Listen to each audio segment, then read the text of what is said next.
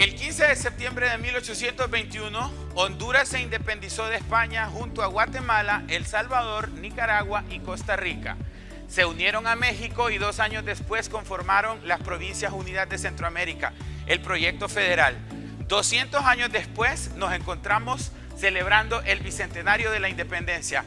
La Universidad Nacional Autónoma de Honduras creó la Comisión Universitaria para la conmemoración del bicentenario de la independencia de Honduras, y esta comisión tiene la labor de reflexionar críticamente el bicentenario para que las generaciones futuras puedan decidir cuál es el rumbo del país con base en el estudio crítico y desacralizador del pasado y cómo podemos verlo en perspectiva para poder tener una sociedad mejor. Esta comisión está hoy dialogando aquí desde el Paraninfo Bicentenario en acompañamiento de la UTV, hablando sobre el bicentenario y la comisión del bicentenario. Acompáñenos a este recorrido histórico y también institucional de lo que implica celebrar los 200 años de independencia de Honduras.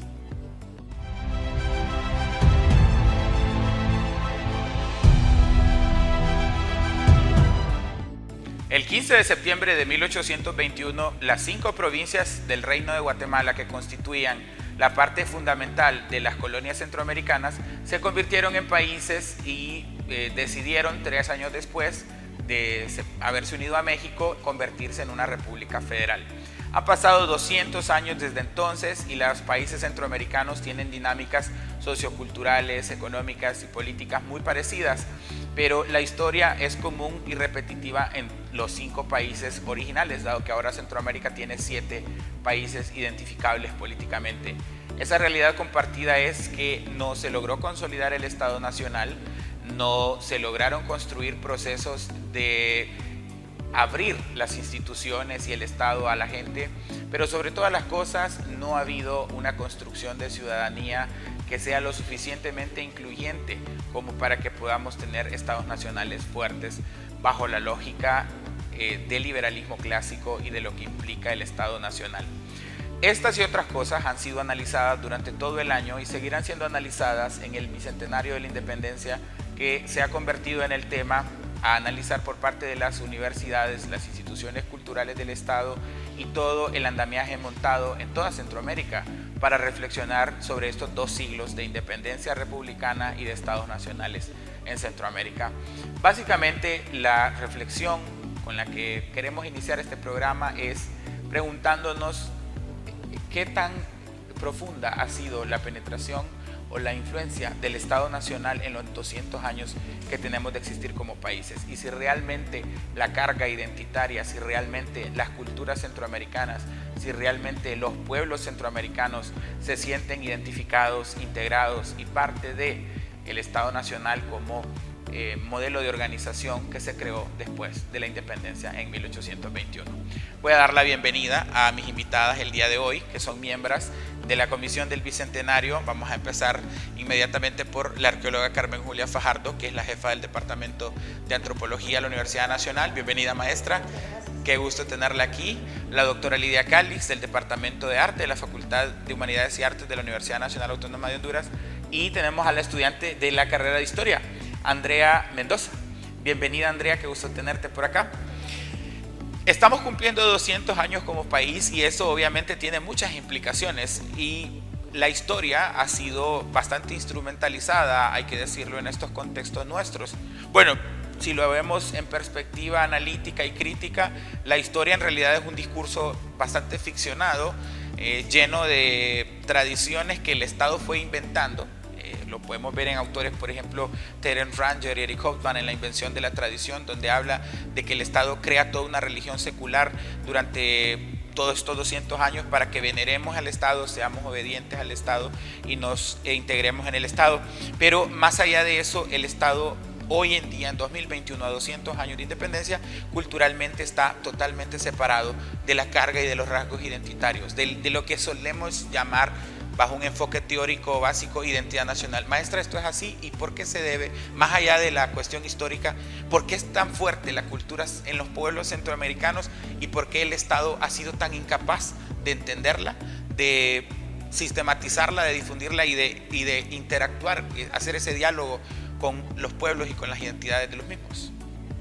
Bueno, yo pienso de que, mi opinión, ¿verdad? El sistema educativo desde prebásica, básica, tiene bastante porcentaje, digamos, de culpabilidad al discurso que se le va aprendiendo en el niño o la niña en el transcurso de su pasar por la escuela. No quiero excluir a otras estructuras informales o formales que tengan una injerencia en el formar de estas personas, pero sí el sistema educativo. En el sistema educativo, en el pasado, se nos repetían los discursos, de filiación de un símbolo o de un héroe, sin reflexionar por qué aquel héroe, aquella confusión que ha habido un montón de tiempo, ¿verdad? Por ejemplo, ponen en los altares patrios, hasta el día de hoy, ponen a Francisco Morazán, a Lempira y a José Trinidad Reyes. Tres personajes en distintos tiempos que no necesariamente reflejan, digamos, la separación de Centroamérica de México o la independencia. Entonces, de ahí esos discursos mal traspasados y repetidos son lo que van formando ciertos huecos, digamos, en el conformar del pensamiento de las personas. Entonces, y el sistema educativo, si bien es cierto, ha tenido ciertos avances, por ejemplo, ahora nos hablan del currículo nacional básico, que es una metodología que fomenta uno de los elementos como eje transversal, la identidad, la democracia y los valores, ¿verdad? Entonces, pero no hay, a mi criterio, no, ese eje transversal de identidad, no hay un respeto a las identidades locales o a las identidades regionales. El reconocimiento de los otros, el respeto de los otros, nos permite entender esa diferencia. La diferencia no es apartarlo, sino que entenderlo. Incorporarlo no significa diluirlos, ¿verdad? Sino que incluirlos en el discurso.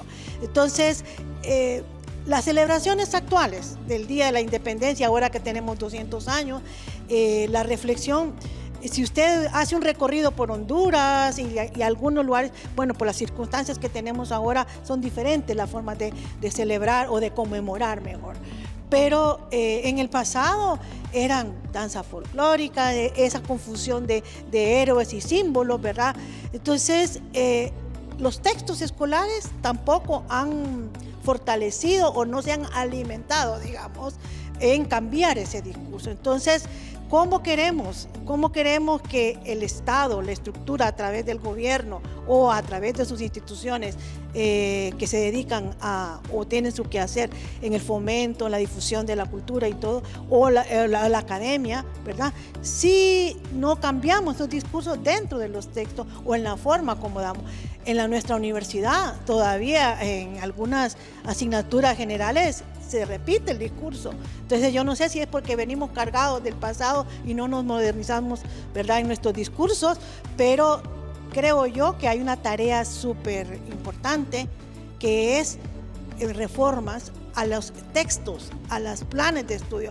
El sistema educativo, el currículo nacional básico está, pero no lo aplica. Usted va a cualquier escuela y no se aplica. ¿Cuál es identidad? ¿Cómo lo voy a transversalizar el eje identidad? Para ellos la identidad solo las ciencias sociales tienen que hablar, no el profesor de matemática, no el profesor de español. Entonces seguimos cargando con el problema de las ciencias sociales y ahora con el enfoque de que es el español y la matemática lo más importante, las cuestiones de las ciencias sociales desplazadas, que nos permite hacer una reflexión de nuestro contexto, de nuestro entorno, ¿verdad? Si usted va a cualquier comunidad que usted vaya, por pequeña que sea, en número o en límites, hay elementos que deberían ser identificables, ¿verdad? Hay elementos que les permiten fortalecerse. Yo pienso que el hondureño es un individuo y una persona, somos las personas que somos fuertes, porque hemos tenido tanto desequilibrio, tanto desorden, que no nos han llevado a hacer esa parte de reflexión. Pero con esto también yo no quiero menospreciar estas otras manifestaciones que existen, ¿verdad? Por ejemplo, nosotros en el pasado, hace 20, 15 años, hablábamos solo de identidad nacional. Ahora no hablamos de identidad nacional. Y no significa, al decir ahora no hablamos, pero hay personas que siguen hablando de identidad nacional. ¿Qué significa identidad nacional? el englobe todos en un solo Estado. No significa que no reconozcamos a Honduras como un país, como una república, pero como personas, como grupos, como regiones tenemos identidades. Nosotros en antropología hablamos de identidades, ese es el discurso, el reconocimiento a esas fortalezas, a esas costumbres, a esos modos de vivir. Y yo no sé si ya para terminar, no sé cuánto tengo tiempo, pero a mí me gustaría llamar la atención por los espacios que va a llegar este programa, es que ahí sí le he hecho culpa al Estado, pero a través del gobierno, ¿verdad? Que las entidades que se dedican al fortalecimiento de la cultura, como están invisibilizadas. Y abandonadas. Abandonadas, no se ven, no se ven. No sé qué tanto es culpabilidad de la estructura o de las personas, ¿verdad? Pero yo pienso que las estructuras son más permanentes que las personas. Entonces, si los que fallamos somos las personas, que cambien a las personas, ¿verdad? Pero tenemos una dirección de cultura que no sé, yo no sé qué hace, ¿verdad? Por ejemplo. O sea, en las universidades no sé tampoco, ¿verdad? Entonces, pero eso tampoco es echarle la culpa sino que nosotros. Yo trato, por lo menos cuando doy clases, tratar de, a través de mi granito de arena, ir cambiando esos discursos, como dicen los chavos, ir cambiando el cassette, ¿verdad? Ok, muy bien. Doctora Calix, hay una discusión que se da respecto de los símbolos y de los imaginarios. Cuando se construye la nación, estos imaginarios deben estar de alguna manera conectados con las realidades locales. Y nuestros símbolos patrios han ido mutando. Por ejemplo, sabemos que durante el siglo XX los gobiernos militares cooptaron la figura de Morazán y eso hizo que Morazán se divorciara como símbolo de las causas populares y de las luchas que alguna vez englobó el personaje histórico real, porque estos personajes existieron en una dimensión y en un contexto. Después del golpe de Estado en 2009, Morazán es rescatado por estas causas populares y se convierte en un símbolo ya un poco más legítimo, pero no pasa lo mismo con los otros símbolos patrios. ¿Y qué pasa también, hablando de imaginarios, con los otros símbolos que tiene la hondureñidad o que tiene la cultura de masas en Honduras? Por ejemplo, la Virgen de Suyapa es muy poderosa en los imaginarios culturales del país, y cómo estamos teniendo un cambio de paradigma a nivel de superestructura en el tema religioso. Por ejemplo, estamos convirtiéndonos en un país más protestante que católico, luego de 5 siglos de doctrinas católicas. Esas y otras observaciones se me vienen a la mente a la hora de hablar del tema de imaginarios, pero la pregunta que quiero hacerle, doctora, es ¿cómo hacemos en estos 200 años que han pasado para entender mejor el futuro? ¿Cómo hacemos para partir de un camino y decir esto es lo que nos sirve de 200 años, esto es lo que debemos hacer para que el rumbo del país pues vaya en el camino correcto? Sí, bueno, en primer lugar considero que debemos tener claro el tema de imaginarios sociales, puesto que el imaginario como tal no es un conjunto de imágenes aisladas, sino que están ligadas a toda la emoción, ¿verdad?, que implica el plano de lo simbólico. Y además, estas van cambiando y pueden haber algunas representaciones que son legitimadas por todos y otras pueden ser diferenciadas porque hay subculturas, ¿verdad? Entonces, ahí el punto del que hablaba la maestra, del tema de la exclusión, ¿verdad? O sea, siempre vivimos en una sociedad heterónoma que quien tiene el poder pues dicta normas e invisibiliza a los demás. Entonces, desde esa situación y desde una cosmovisión conservadora, porque así es como nos hemos distinguido según los informes de desarrollo humano, entonces no podemos dar el salto a una revolución cultural realmente que implique en la identidad de nuestra historia, entre los cuales están las representaciones sociales que serían nuestros símbolos, ¿verdad?, y los nuevos símbolos, los que realmente están encarnados en nuestros significados sociales, o sea, que quizás no sean Francisco Morazán, sino que sea Macario, por ejemplo, por citar un ejemplo, ¿verdad? Lo que quiero decir en este caso es que tenemos que hacer un análisis real de cuáles son nuestras representaciones sociales importantes actualmente. ¿Por qué no hemos introyectado esa importancia de nuestros símbolos anteriores, ¿verdad? Como otros héroes, aparte de la historia de Francisco Morazán y de su espíritu de unionista centroamericano. Y esto no considero que sea una cuestión cognitiva, ¿verdad? Porque eso lo aprendemos en educación primaria. Yo soy egresada de educación pública y creo que tuve muy buena formación en aspectos cívicos, ¿verdad? Incluso mis docentes eran muy respetuosos, ¿verdad? De nuestras formas de ser, y respetaban también la creación cultural, ¿verdad? Que si fuera un mundo donde se pudiera compartir tanto expresiones tradicionales, que son las que de alguna manera a las que hemos asociado nuestra identidad, pero también nuestra identidad está conformada por nuevas expresiones culturales.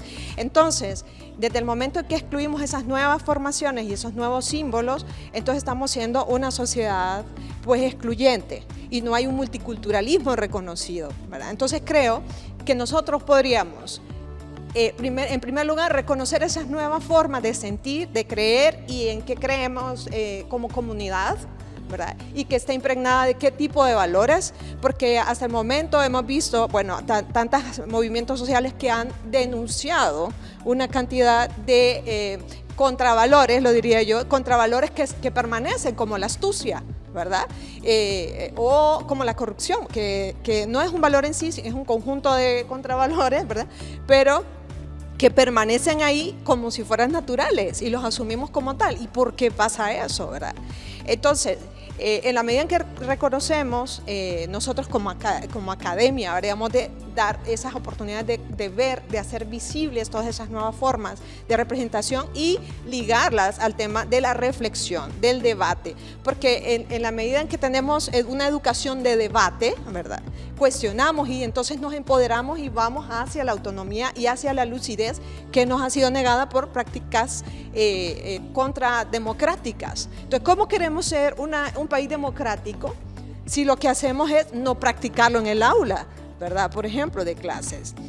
Cuando todavía están sentados todos en fila y hay un profesor enfrente de pie, o sea, que simbólicamente me está representando: usted es el poder y nosotros somos las ovejas bien ordenadas.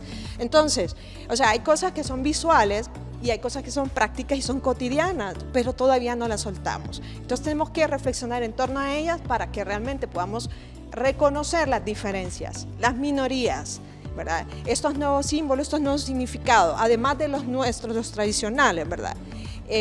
Porque la tradición es necesaria, no podemos vivir una anarquía constante, necesitamos ciertas estabilidades, pero es que esas estabilidades sean para un bien común.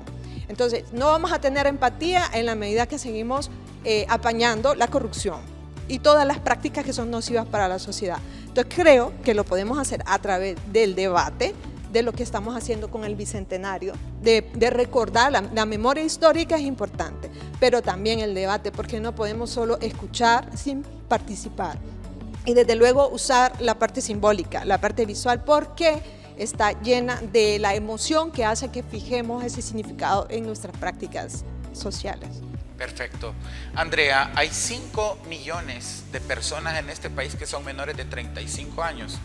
No se han hecho estudios, pero está comprobado que hay un divorcio de la idea del Bicentenario y un divorcio absoluto entre la juventud y las nuevas generaciones, sobre todo los centennials, con el Estado y sus representaciones simbólicas y las tradiciones que menciona la doctora Calix. Por ejemplo, los jóvenes no se identifican con ningún héroe nacional, con ningún prócer. Esto no es exclusivo de Honduras, pasa en toda América Latina y prácticamente el Estado-nación está en decadencia en todo el mundo.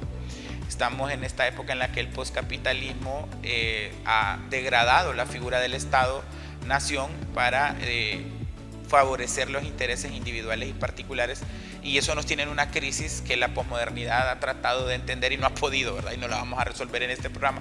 Pero para aterrizar con el tema de juventud, esto es un problema para el futuro de Honduras, para el futuro del rumbo del país, si tenemos toda una juventud que no siente ningún vínculo con su pasado.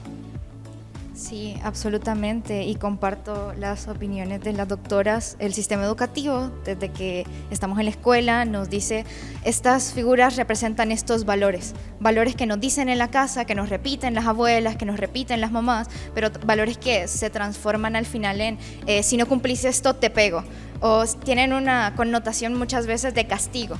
Entonces uno empieza a crecer con esa idea de hay algo muchísimo más grande que yo con lo que no puedo empatizar. No puedo empatizar con Morazán porque no lo conozco. Me dicen que lo pegue en los cuadernos cuando va a ser septiembre, me dicen que lo lleve en un estandarte en el desfile del 15, me dicen que toque con mi banda un popurrí folclórico, pero no sé qué significa, porque para mí estoy en clase, para mí es una tarea, para mí son puntos que tengo que presentar. Entonces crecemos en un sistema que no nos hace empatizar, en el que pegamos figuritas y no sabemos quiénes son, porque lo que nos interesa es los puntos al final. Entonces vamos desligándonos porque nadie nos dice que podemos identificarnos o que podemos criticar, que es súper importante, criticar quiénes eran estas figuras y ponernos en contra. Cuando yo estaba niña me preguntaba, ¿por qué me hacen poner aquí a Cristóbal Colón si yo entiendo que su figura no es tan buena? Pero no estaba el espacio para, siendo una niña, poder decir, ¿y por qué aquí ponemos a Cristóbal Colón? Entonces, ¿por qué lo tengo que poner entre los próceres? ¿Por qué lo venden en este paquetito de figuritas? Entonces vamos creciendo con una desconexión y empezamos a empatizar con otros espacios. Sobre todo, empezamos a empatizar con la tele, empezamos a empatizar con lo que viene de Estados Unidos, con lo que viene de Japón. Entonces empezamos a adentrarnos en eso, porque es diferente, porque un poco es prohibido. Yo crecí en una generación en la que me dijeron, Pikachu es diabólico, no lo mires.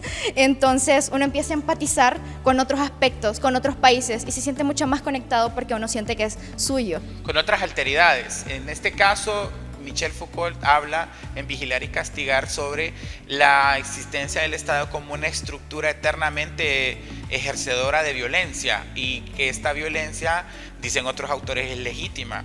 Max Weber también hace un abordaje en el que habla exactamente del uso legítimo de la violencia por parte del Estado como una manera de integrar y homogeneizar las sociedades. Pero la juventud siempre va a ser rebelde, y esa es otra constante también que ha sido analizada en las distintas teorías que estudian la realidad y que estudian el avance de las sociedades.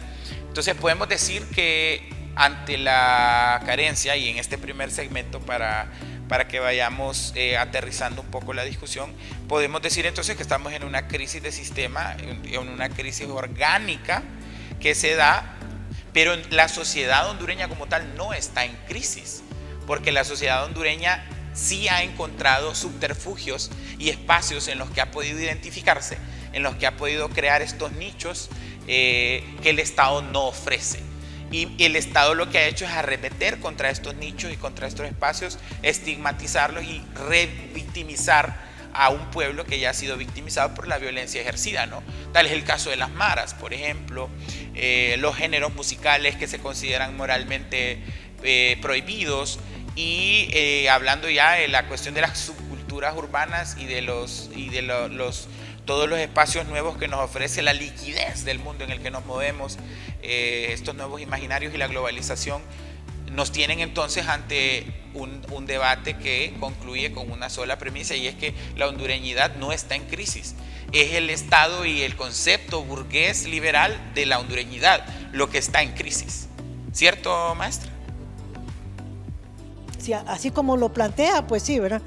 Pero pienso que el hondureño tiene esa fortaleza, y ese reconocimiento a todo esto que usted está diciendo. Le decimos que es la cultura. La cultura es tan dinámica que te permite encontrar esos elementos que te pueden retroalimentar, pero sin perder tu esencia, ¿verdad? Entonces, sí, en estos altos y bajos hay un apartado, y sí, pensando en todo lo que están diciendo, sí es cierto que hay que respetar ese pasado, hay que reconocer la tradición, es parte de la esencia, pero también al momento de incorporar esos nuevos modelos, esas nuevas costumbres o esos nuevos ideales, como hablaba Andrea, si no se pierde la esencia no hay problema. Ok. O sea, la cultura es, y la cultura somos nosotros, somos lo que hacemos nosotros diariamente. La cultura no es ir a oír una obra de teatro, ¿verdad? La cultura no es ir a ver las danzas folclóricas, esa es una manifestación artística. La cultura es lo que hacemos cotidianamente, o sea, la cultura nos puede permitir a nosotros poder adaptarnos a este espacio. Y la adaptabilidad del hondureño ha sido puesto mucho tiempo a prueba en un montón de situaciones, ¿verdad? Ok. Yo sí considero, estoy de acuerdo con lo que has dicho. De hecho, me acuerdo de Néstor García Canclini cuando habla sobre ello, ¿verdad? O sea, Culturas híbridas. Sí, culturas híbridas. O sea, realmente lo que está ya en decadencia es el modelo, ¿verdad? Del Estado. El modelo o lo que diría desde una visión materialista histórica, la superestructura, ¿verdad? Bien. Creo que podemos ir cerrando este primer segmento con estas impresiones. Vamos a continuar dialogando sobre el Bicentenario. En el siguiente segmento vamos a hablar de la Comisión del Bicentenario, explicarle a la gente por qué se hicieron los proyectos que se están ejecutando con la Comisión, cuál es el objetivo y pues obviamente entender la visión de la Universidad Nacional Autónoma de Honduras, que decidió formar su propia comisión y trabajar el Bicentenario desde su propia visión institucional, académica, pero sobre todo con una lógica que entienda un poco más las dinámicas y desacralice ese bicentenario, que a diferencia de la versión oficial de nuestra comisión, nuestro alter ego, nuestra alter comisión, pues ha decidido continuar sacralizando y fetichizando este estilo kitsch y decadente de la celebración de un bicentenario que no existe a todas luces. Quédense con nosotros que ya volvemos.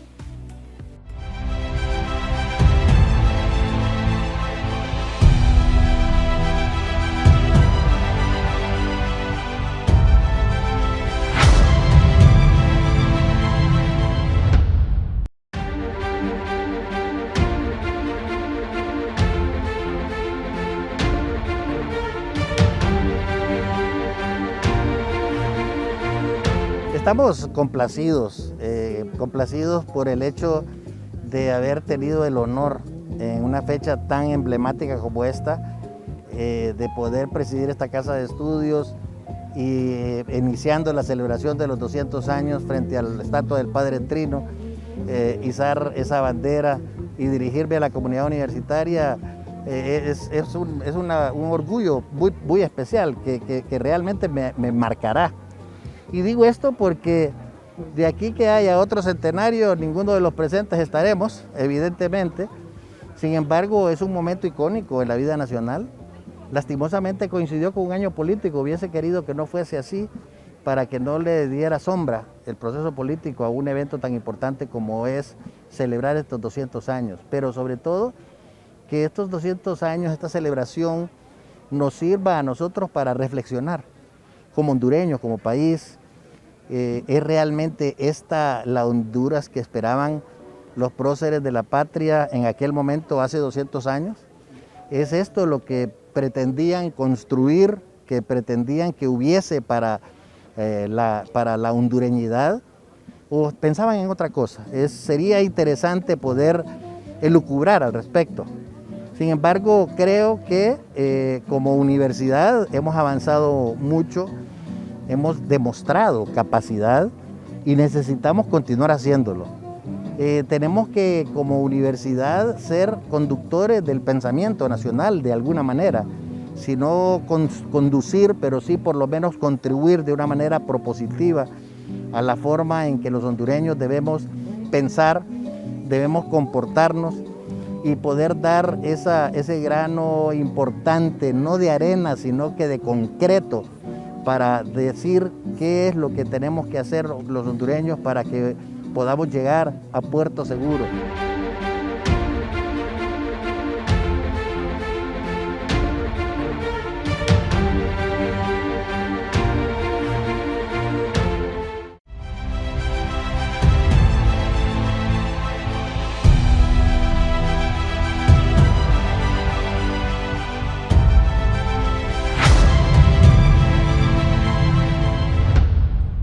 La Comisión Universitaria para la Conmemoración del Bicentenario de la Independencia de Honduras se conformó en marzo de este año. ha sido un reto muy grande el tratar de echar a andar todos los procesos institucionales, burocráticos y académicos para que podamos tener un programa de actividades lo suficientemente diverso como para cumplir a cabalidad con los principios que se establecieron a la creación de esta comisión. Básicamente, los ejes que conducen los principios de la comisión son la búsqueda de una discusión en torno a la idea del republicanismo y su validez en el siglo XXI, el cuestionamiento histórico de la construcción del Estado Nacional y de la democracia liberal representativa como un modelo de gobierno y de construcción de nación en Honduras, y también el tema de cómo se repiensan las instituciones culturales y sociales del país en el sentido de ver de qué manera el futuro puede tener escenarios un poco más promisorios para una sociedad que está en constante crisis desde que surgimos hace 200 años.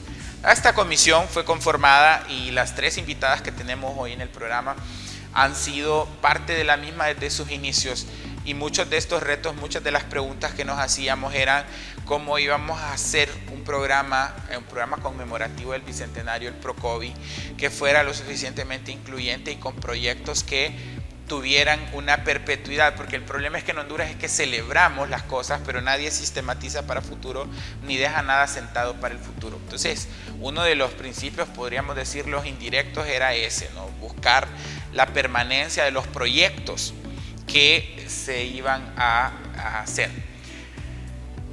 El primer proyecto y gran proyecto que se ocurrió en ese sentido fue el tema de la difusión de las ideas. ¿Cómo se difunden las ideas? Se difunden a través de libros, a través de, hoy en día, de redes, a través de internet. Hay muchísimos canales y vehículos para la comunicación de las ideas, pero las universidades se encargan de dejar estos registros para el futuro. Entonces surgió la biblioteca del Bicentenario como el gran proyecto inicial editorial, y esta biblioteca constituyó básicamente en la edición de 100 obras, mínimo de 100 obras, pero ahora sabemos que son más, de autores y autoras nacionales, y reeditarlos, publicarlos y hacerlos accesibles a todo el público común. Se ha convertido en uno de los grandes proyectos que están en marcha en este momento por parte de la comisión. Andrea, vos sos parte del grupo de voluntarios que está trabajando en la Biblioteca Bicentenaria. ¿En qué consiste esta biblioteca y cuáles son los elementos que se tomaron en cuenta para definir qué libros entraban y qué libros no entraban? Bueno, la idea central es pensar como estudiantes, qué libros no encontramos, qué libros no tenemos accesibilidad, cuáles son esos textos, quiénes son esos autores, autoras. Entonces, pensando en eso, pensando en las necesidades del estudiantado, nos dijimos, necesitamos conseguir esos libros que son básicos, que son fundamentales para entender la historiografía, la narrativa, la poesía, los ensayos, la cultura en el país, y a los que no estamos teniendo acceso. Sobre todo, la idea de la biblioteca virtual es que en las circunstancias en las que nos encontramos, en donde las bibliotecas están cerradas, en donde muchos estudiantes no tenemos una biblioteca en nuestras casas, podamos acceder, podamos investigar, podamos reflexionar a través de esos libros que puedan estar en la Biblioteca Bicentenaria. Y los criterios, el primero fue eso, pensar como estudiantes qué es lo que necesitamos, qué ha sido importante, revisar en consenso qué ha sido importante para entender el país en todos estos aspectos escritos. Entonces, a partir de eso, buscar libros, reivindicar autores o autoras que no han sido reeditados, que los estudiantes, la juventud no conocemos, que no hemos podido tener la oportunidad de leer esas obras, y con eso en mente empezamos a hacernos ejes. Reivindicar la posición de las autoras, por ejemplo, de libros que se editaron en el siglo XIX y que, por ejemplo, ahora en el Bicentenario no tenemos acceso y no podemos reflexionar de esa temporalidad por la falta de medios. Entonces, pensar en eso, en principio en el estudiantado, pero después en todas las demás personas que puedan tener acceso, porque la biblioteca es de acceso público, entonces que las personas también puedan tenerlo y que los estudiantes puedan hacer sus investigaciones y puedan reflexionar, en principio a través de esos libros que se van a editar. Muy bien, una de las discusiones que se dieron era si se podía o no censurar el pensamiento y separar el autor de su obra. No sé si te acordás que se discutía eso, de no reproducir la obra de autores considerados como misóginos o que fueron sustento de discursos dictatoriales en el siglo XX. Los famosos autores de la dictadura como Paulino Valladares, Marcos Carías Reyes, todo lo que implicó eso fue bien difícil y generó muchas discusiones en el seno de la comisión, ¿verdad? Y al final, ¿cuántos libros quedaron en la biblioteca que se están trabajando? Son más de 100. Por ahora estamos trabajando en una base de 100 libros, poco a poco estamos integrando, seguimos reflexionando sobre quiénes son esos autores, la pertinencia que tienen, ha sido una discusión bien grande, si son obras importantes para la poesía o la historiografía, pero a su vez están hechas en contextos de dictadura o por autores que son sumamente cuestionables, entonces era preguntarnos sobre todo por la visión que tenemos, accesibilidad, pero ¿a qué voces les estamos dando accesibilidad? ¿Se está dando la plataforma a las mismas personas de siempre, con los mismos discursos horribles de siempre, o vamos a tratar de reivindicar y buscar a otros autores que han sido olvidados? Entonces estamos trabajando en una base de 100 libros, como les digo, seguimos replanteándonos quiénes van a entrar, cómo lo vamos a hacer, quiénes van primero, por la misma idea, la accesibilidad. Primero, los más desconocidos, los que pueden ayudarnos para comprender la temporalidad que estamos viviendo. Y poco a poco se piensa poder integrar más libros, porque la idea no es que pare con estos 100 libros que queremos hacer, sino que sea un proyecto a largo plazo y que le pueda ayudar a todo el estudiantado, no solo en este año del Bicentenario, sino los demás años después a seguir reflexionando, porque la reflexión no se va a acabar con el Bicentenario. Ok, y vienen otros bicentenarios. Ahora viene el bicentenario de cada uno de los héroes nacionales, el bicentenario de la Federación. O sea, se vienen un montón de bicentenarios a partir de ahora. Una de las sorpresas que me causó, maestra Carmen Julia, es el hecho de que en antropología, las Biblias de la antropología, que son los trabajos de arqueólogos y arqueólogas como Doris Stone, por ejemplo, los trabajos del Instituto Carnegie de Washington en restaurar Copán, todos estos académicos que vinieron en el siglo XX a Honduras y trataron de entender a Honduras, simplemente no se volvieron a editar después de los años 80 y entramos en una nebulosa, y la carrera de antropología surge como una especie de faro de luz, ¿verdad? Para rescatar este pensamiento arqueológico, antropológico, estas epistemologías de entender la realidad y de estudiar al país desde la ciencia encargada de entender la cultura, que es la antropología. Es importante que estos autores entren y sean accesibles a las masas, y es importante, creo yo, que una de las carreras clave para el futuro de este país, si es que lo hay, es la antropología, porque la diversidad cultural de este país debe ser entendida científicamente y nunca se ha hecho un ejercicio así. 6 años de carrera de antropología, ¿qué nos han enseñado? Bueno, precisamente nos han enseñado, nosotros nacimos con a mí me preguntaba, ¿qué es ese evento que han ustedes tipificado que se llama Jornada de Identidad e Identidades? Cada año hacemos esta jornada, independientemente de la situación de ahorita, el año pasado y esta, ¿no? ¿Qué logramos en ese momento? Porque en el devenir diario de dar el aula de clase, en el laboratorio, todo eso, como que no hay muchos espacios para reflexionar. Pero en ese espacio es una jornada que está diseñada para el público universitario, tanto para el docente como para el estudiante, para el administrativo, a reflexionar temas como esto de las identidades locales. El fortalecer las identidades locales, el reconocimiento de las identidades locales, no significa el negar nuestra identidad compleja, ¿va? Entonces, ¿pero cómo hacemos coincidir todo eso? En antropología, el diseño curricular de la asignatura se va a oír muy prepotente, ¿verdad? Pero está bien hecho, ¿verdad? Y entonces está no diseñado para transmitir el conocimiento, sino que para la constante reflexión a través de la investigación.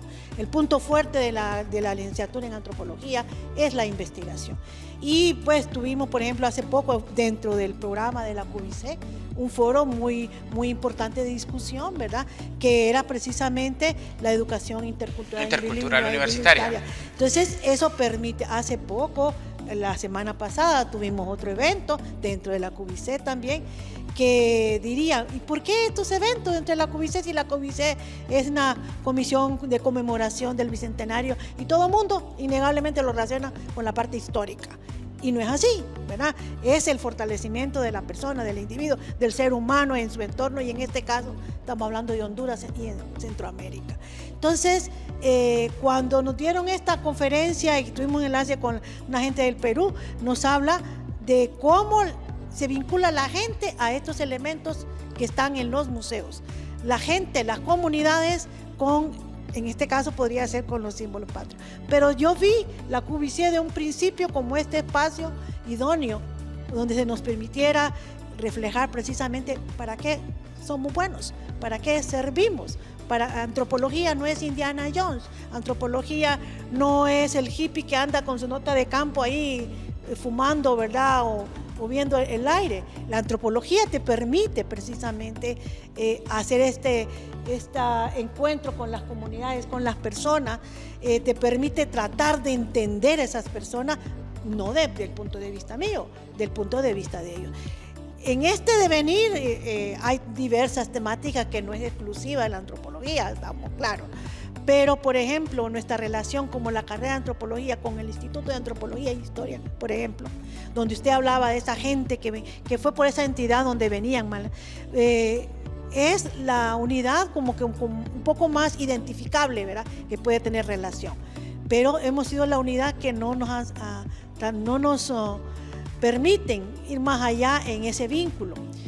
En la universidad, por suerte, hemos logrado tener 2 espacios donde vamos a poder hablar de la arqueología. No es la piedra, la arqueología, acuérdense que son los objetos, los individuos hechos por las personas, comparten un entorno con una comunidad, tienen una relación con una comunidad. Entonces la arqueología es viva, está viva, no está muerta. Entonces, ¿por qué es ese problema, verdad? Entonces, esa relación, hablando de la QVC y esa relación, por ejemplo, hemos diseñado hacer el conversatorio, la jornada de identidades de este año que estaba previsto para noviembre, va a ser un conversatorio sobre todo sobre Doris Stone y Ann Chapman, que son personas, mujeres, ¿verdad?, que vinieron a aportar mucho al conocimiento, ¿verdad?, de lo que es la identidad hondureña. Una a través de la parte más arqueológica y la otra a través del estudio de los grupos indígenas o minoritarios o originarios, ¿verdad? Como Ann Chapman, que usted es reconocida. Creemos, ¿verdad?, que eso va a ser un espacio que se va a poder difundir lo suficiente para que la gente nueva, los jóvenes, sepan quién es Ann Chapman y quién fue Doris Stone. Y que recuerden el origen de todas estas cosas, ¿no? En un país en donde se está fetichizando la cultura de estos pueblos que ellas estudiaron y se está mercantilizando y gentrificando el producto, la producción de la cultura material de estos pueblos, que también va a ser objeto de estudio más adelante. Doctora Lidia Calix, la tarea de escribir es una cosa muy diluida y difícil en nuestros tiempos, en donde estamos tan saturados de información. La QVC decidió, para fomentar la escritura, hacer un concurso nacional de ensayo, que hasta ahora lleva 180 personas inscritas, lo cual es una cosa inédita. Nosotros cuando diseñamos el concurso nacional no nos imaginamos que iba a inscribirse tanta gente en un país en donde casi nadie escribe.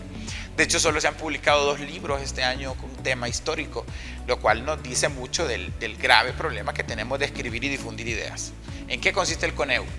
De hecho, refiriéndote a esa práctica de poder premiar la escritura y la creatividad que implica realizar un ensayo, la OIE hizo un estudio sobre hábitos culturales y se demuestra que realmente hay un pequeño porcentaje de gente que lee, un libro al año, por ejemplo. O sea, creo que ni aparecíamos, me acuerdo, como país en esa encuesta, y también demostraba que el 80% de la población no tenía acceso al patrimonio histórico, a eventos artísticos, conciertos, presentaciones teatrales, etc. Entonces, el hecho de incentivar la creatividad en la expresión escrita, que es a través del lenguaje, pues muy importante, ¿verdad? Porque tenemos que reafirmar las buenas prácticas, las cosas que destacan y que pueden aportar al capital cultural que deberíamos acrecentar en nuestro país. Entonces, esa iniciativa se abre a los estudiantes universitarios, especialmente, ¿verdad? Y estamos muy contentos de que haya ya pues una gran cantidad de propuestas a revisar. Y esperamos que pues, el premio elegido pues, esté muy apegado a los objetivos del Bicentenario, ¿verdad? Se van a publicar todos los ensayos que sean destacados y que se tenga mención honorífica en este concurso, y esto es importante que se reproduzca porque hay también gente de otras universidades, se abrió a todo el sistema de educación superior. Y otro de los proyectos de la CUICE es el Premio Nacional Ramón O'Kelly para las Humanidades y las Ciencias Sociales. Una de las cosas que se pensaron cuando se creó este premio es la degradación que hay de los premios nacionales. Básicamente el Estado vino y corrompió los premios y empezó a otorgarle premios que eran emblemáticos e históricos a mucha gente que no, o instituciones que no solo no los merecen, sino que están cuestionadas altamente por la sociedad. Entonces la UNA decide hacer este premio nacional universitario. ¿Cuál es el objetivo de este premio y qué es lo que se busca reconocer ahí? Bueno, con ese premio Ramón O'Kelly se busca reconocer la trayectoria en materia de investigación y creación, porque es en humanidades y ciencias sociales, ¿verdad? Y de hecho, dentro de las bases de concurso se menciona una especie de reglamento ético, ¿verdad?, que va a permitir que este premio sí sea dado en condiciones objetivas, ¿verdad?, no como lo ha venido haciendo el gobierno. Hay que reconocer que hay mucha gente que aporta en la construcción de la ciudadanía, o sea, no es únicamente una, pero en esta oportunidad se va a reconocer a una y se seguirá haciendo posteriormente, que haya destacado por sobre todas las demás, ¿verdad? Porque son muchas las personas que aportan, pero que este premio tiene que evidenciar esa trayectoria, ¿verdad? También se va a tomar en cuenta instituciones, se puede dar a instituciones el premio. Sí. Ajá. Bien, otro de los proyectos emblemáticos es el proyecto Mujeres del Bicentenario, y es nombrar calles de Ciudad Universitaria con nombres de mujer. Este proyecto surge de la Cátedra de Estudios de la Mujer, así como varios sectores que estaban interesados en que se reconociese, y un poco de despatriarcalizar, digámoslo así, el discurso de lo público, porque lo que tenemos es una institucionalidad pública altamente misógina y que ha negado la existencia de las mujeres en la historia, en las instituciones, y ha sido sorprendente ver la cantidad y calidad de las mujeres que van a ser nombradas las calles de Ciudad Universitaria, mujeres que uno pensaría que no hicieron algo, pero sí fueron pioneras en todas las cosas que hicieron. Este proyecto de Mujeres del Bicentenario, maestra, ¿considera usted que debería ser replicado en otras instituciones o a nivel del Estado? ¿Por qué es importante la visibilización de la mujer en el sentido de reconocer la trayectoria institucional de las mujeres en el país a nivel histórico y conmemorativo? Bueno, yo recuerdo haber mencionado que si hay cosas que fuertes, importantes que se estableció entre la CUICE, es precisamente las tres cosas que has mencionado: el concurso de ensayo, el premio y este proyecto de nombrar las calles de la universidad con nombres de mujeres con alta trayectoria y de impacto, no solo en la vida académica, sino que en la sociedad misma. Pues sería importante, por ejemplo, yo no lo veo así como en otras instituciones, sino que en otras ciudades, en otros pueblos, porque en los pueblos hay mujeres que han sobresalido y han contribuido a la construcción local, a la construcción de su vida, de su sociedad. Y hay que tomar en cuenta que la mujer siempre, y creo que hasta el día de hoy, le ha tocado siempre estar luchando por demostrar que puede, que sabe. No significa inclinar la balanza ahora de que las mujeres somos más poderosas, no, simplemente igualdad de oportunidad. Y al visibilizar a través de un nombre, una calle o una avenida, es un mecanismo que permite a las siguientes generaciones o las generaciones ir identificando quiénes son esas personas, que no solo eran hombres, ¿verdad? El lenguaje visual, el lenguaje a través de la palabra es muy importante, y es bien importante a través de esas mandar mensajes correctos, no equivocados, ¿verdad? Porque el mensaje equivocado hace más daño que el no mensaje, ¿verdad? No significa que ahora vamos a quitar todas las calles con nombres de hombres y vamos a poner de mujeres, no.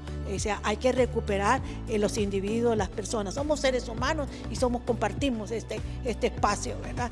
Y tantos valores. Lo que queremos las mujeres es la igualdad de oportunidades y el respeto como individuos que somos, como seres humanos que somos. Entonces, si logramos a través de la CUICE, ¿cómo sería? a través de nuestros centros regionales, por ejemplo, una oportunidad, empezar por los centros regionales en las otras lugares, que Ceiba, en Santa Rosa, pero que traspase el espacio universitario. Hay que mencionar que, a diferencia de las otras comisiones del Bicentenario, la comisión del Bicentenario es la única cuya mayoría son mujeres. De los 15 miembros, la mayoría son mujeres. En la comisión del Bicentenario del Gobierno no hay ni una mujer. Y básicamente la totalidad de los proyectos de esa comisión son sumamente patriarcalizados y machistas, en el sentido de que no existe, no se incluyó el tema de la mujer en ningún sentido. Y para ir cerrando, hay que contar de los otros proyectos. Por ejemplo, hoy estamos aquí en el Paraninfo Bicentenario, este proyecto emblemático, este edificio que era el Convento de la Merced, que es el segundo recinto donde funcionó la universidad. La universidad inicia en lo que hoy es el Museo Militar, que era el Convento de San Francisco. Luego pasa acá al Convento de la Merced, que la alcaldía de Tegucigalpa le cede a la universidad, y dice el documento original con la condición de que la universidad permita que se sigan haciendo en sus patios las jugadas de gallos. Eso dice el documento. O sea, la alcaldía le cedió a la universidad este espacio, pero eran 3 patios originales, ahora solo tenemos un patio. Fue restaurado, se va a hacer ahorita en septiembre, una conferencia en la que se va a explicar desde la Secretaría Ejecutiva de Administración de Proyectos de Infraestructura, la CEAPI, cómo fue que se restauró este edificio, y se va a hacer toda una reconstrucción del proceso que le ha costado a la universidad 57 millones de lempiras en estos 3 años. Y hoy estamos aquí, pero también hay que hablar del uso que se le debe dar a este edificio, y es que la visión es salirse del esquema del centro cultural y del museo, salirse del esquema del espacio en el que la gente solo llega, lo visita y se va, y ver de qué manera se hace una propuesta integradora y orgánica para este lugar. ¿Qué es lo que se debería replantear? Y hay que discutirlo también, ¿no? También otro de los proyectos que se ha contemplado y que está en marcha es la creación de un centro virtual, de un centro de documentación virtual, para que los y las investigadoras puedan ir en el área de ciencias sociales y humanidades y tener un espacio donde puedan consultar fuentes que están desde la comodidad de sus hogares también. Otro de los proyectos que se está trabajando es el proyecto del Instituto de Investigaciones Históricas. Eso se va a hacer. Se van a hacer varios eventos ceremoniales, porque, como bien decía Lidia, es importante que exista la tradición. Vamos a enterrar una urna bicentenaria por 100 años. Yo creo que ni siquiera la especie humana va a estar aquí en 100 años, pero bueno, que quede ahí para quienes nos suplanten como la especie dominante del planeta. Y vamos a inaugurar 2 bustos, los bustos de los rectores que fundaron la ciudad universitaria, Hernán Corrales Padilla y Arturo Quesada, y también vamos a develar unos medallones, y se van a ir dando otros proyectos. Son cerca de 20 proyectos distintos que está haciendo esta CUBIS. Así es que se nos acabó el tiempo, se nos fue volando la hora en este programa, gracias a la televisión universitaria, la UTV, que siempre hace una formidable labor para realizar estos programas y para tenernos un producto de calidad en su programación habitual. Nos despedimos. Yo quisiera agradecerles por acompañarnos el día de hoy a ustedes. Vamos a continuar dialogando. Estén pendientes, por favor, del programa conmemorativo de septiembre. Tiene 40 actividades de más de 200 que hay programadas en todos los centros regionales. El nuestro es el programa conmemorativo más grande que se ha hecho en el país, y me atrevo a decir que es el programa conmemorativo bicentenario más grande de todas las universidades que integran el Consejo Superior Universitario Centroamericano. Así es que continuamos y nos despedimos. Será un hasta pronto aquí desde la UTV. Buenas tardes.